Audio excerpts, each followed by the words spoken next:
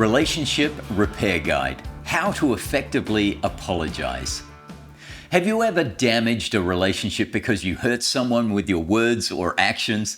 I'm talking about really making a mess of things, the type of mess that can affect the survival of a relationship. And at this level, saying sorry is not enough. In fact, the word sorry can make things worse.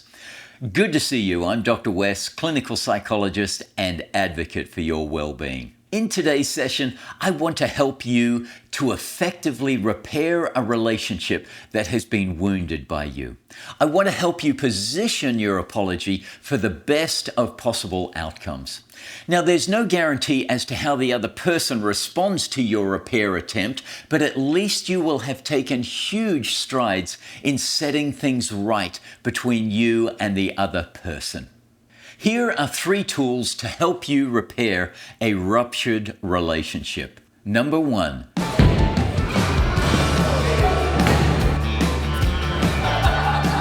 Do not say, "I'm sorry."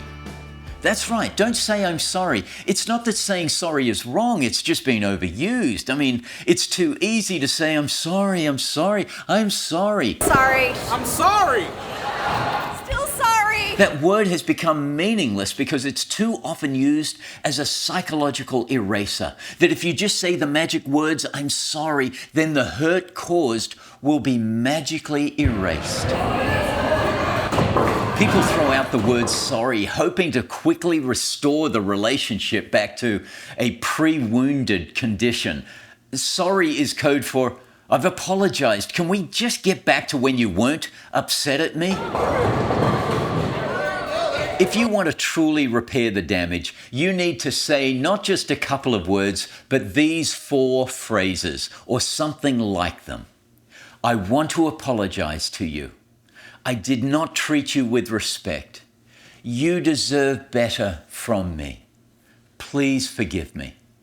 Now let's break this apology down phrase by phrase. I want to apologize. This sets the stage for the repair. It helps the other person know that an attempt to heal the relationship is underway. It indicates the direction of the conversation, which is towards restoring the relationship. I did not treat you with respect. This establishes that you consider them a valuable person, worthy of respect. You are, in essence, restoring dignity to the person whose dignity was eroded by your missteps. You deserve better from me. This conveys to the individual that you recognize the hurt that you caused. You deserve better from me also gives the person hope that you will do better in the future. And please forgive me. This empowers the person to play a role in healing the relationship. Now, it's quite possible that the person will want to relitigate the offense by saying, "You really hurt me when you said this or did that." To which you reply, "You are right. I did hurt you, and I sincerely apologize." Number 2.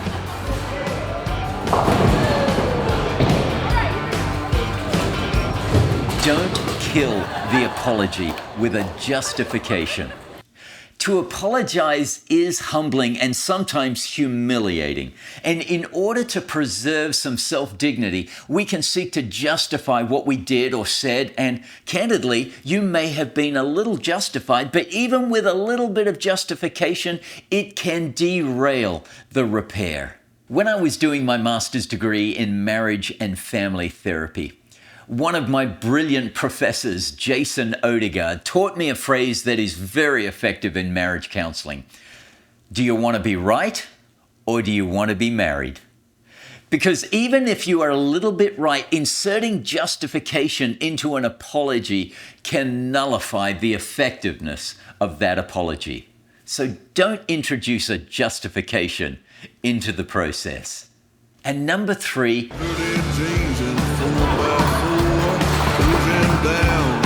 convey sincerity.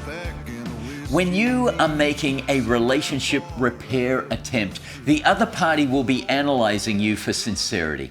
I mean, the classic insincere apology is when you say, "I'm sorry that what I said offended you." You might as well say, "I'm sorry that you're so fragile that you couldn't handle what I said or did." Be sincere. Look the person in the eye, and if appropriate, take their hand and speak the words sincerely, as if the future of your relationship depends on it, because it probably does. Okay, time to land this plane. As I've said before, there is no guarantee that your apology will be accepted. But if you follow these steps, you are positioning yourself for a better outcome than just simply saying, "I'm sorry."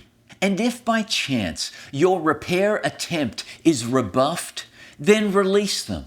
Don't hound them back into a relationship with you. They just may need a little extra time.